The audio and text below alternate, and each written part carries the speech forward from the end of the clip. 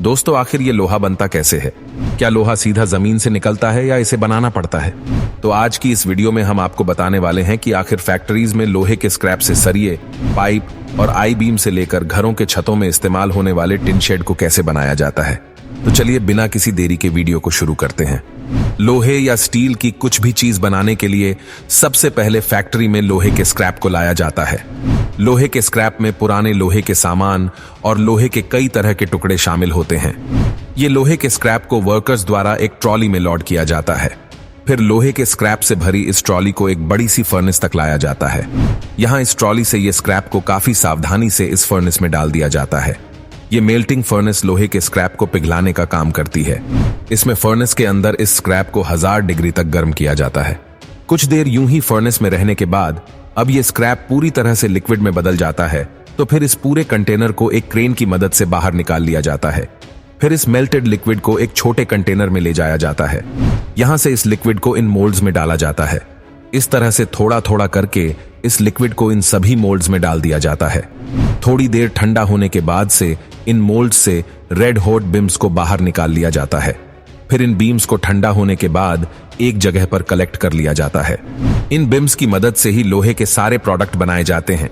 अब लोहे के इन बीम्स से सरिया बनाने के लिए इन्हें एक कन्वेयर बेल्ट पर रखा जाता है। यहां से ये कन्वेयर बेल्ट इन्हें फर्नेस में ले जाया जाता है, जहां इन बीम्स को 3000 डिग्री सेल्सियस टेम्परेचर पर गर्म होने के बाद जब ये बीम पूरी तरह से लाल हो जाता है तो इन बीम्स को एक एक करके बाहर कन्वेयर पर डाल दिया जाता है। यहां से ये बीम आगे लगी मशीन से गुजारा जाता है, जिससे यह बीम पतला और लंबा होता जाता है। एक बार इस बीम की सही लेंथ हो जाने के बाद इस बीम को सरिये की शेप में लाने के लिए मल्टीपल डाई मशीनों में से गुजारा जाता है, जिससे यह बीम पतले और लंबे हो जाते हैं। यहां इस लोहे को एक डाई से निकालकर दूसरी उसमें छोटी डाई डाल दी जाती है। इस तरह से इस लोहे को छोटी से छोटी डाई में से गुजारते हुए यह पतला होता जाता है और एक सरिये की शेप लेने लगता है। इस तरह से फाइनल डाई से गुजारकर ये लोहे के रॉड एक परफेक्ट सरिये की शेप में आ जाता है। फिर इसे ठंडा होने के लिए एक तरफ रख दिया जाता है और ठंडा होने के बाद ही सरिया पूरी तरह से बनकर तैयार हो जाता है। और इसी तरह से आई बीम बनाने के लिए भी इन्हीं लोहे के बेज का इस्तेमाल किया जाता है। सबसे पहले इन बीम्स को फर्नेस में डालकर गर्म किया जाता है। गर्म होने के बाद इन बीम को कन्वेयर की मदद से आगे प्रोसेसर के लिए लाया जाता है। यहां इनको सीधे ही एक डाई रोलर में से गुजार दिया जाता है, जो कि इसे दोनों तरफ से बीच में से दबा देती है। फिर और अच्छे से शेप देने के लिए एक बार फिर से इसे डाई रोलर में से गुजारा जाता है, जिसके बाद ये बीम एक आई बीम की शेप लेने लगता है। फिर इस बीम को फाइनली एक बार और डाई मशीन में से गुजारा जाता है, जहां ये परफेक्ट आई बीम की शेप में आ जाता है। फिर इस आई बीम को आगे ठंडा होने के लिए निकाल दिया जाता है। इस तरह से इन आई बीम को बनाया जाता है।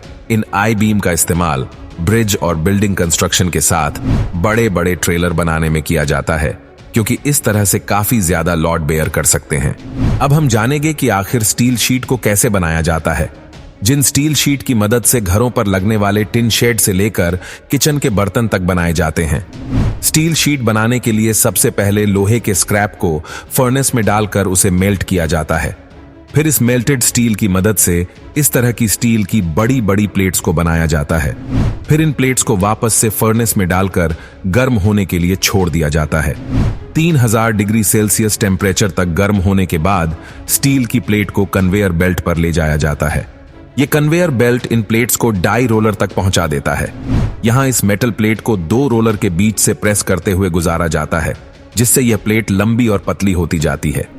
इस तरह से इस प्लेट को कम वेयर की मदद से बार बार इस रोलिंग डाई मशीन के नीचे से गुजारा जाता है, जिससे इस प्लेट की थिकनेस काफी कम होती जाती है और इसकी लंबाई बढ़ती जाती है।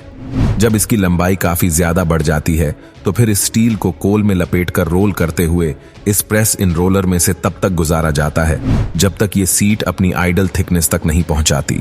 जब ये शीट पूरी तरह से अपने आइडल फिटनेस तक पहुंच जाती है तो फिर इस शीट को आगे की तरफ एक कोयल बना दिया जाता है और फिर इसे ठंडा होने के लिए छोड़ दिया जाता है। ठंडा होने के बाद स्टील कोयल को एक मशीन में सेट करके इसकी शीट की पॉलिशिंग की जाती है, जिसके बाद ये स्टील की चमकदार शीट पूरी तरह से बनकर तैयार हो जाती है।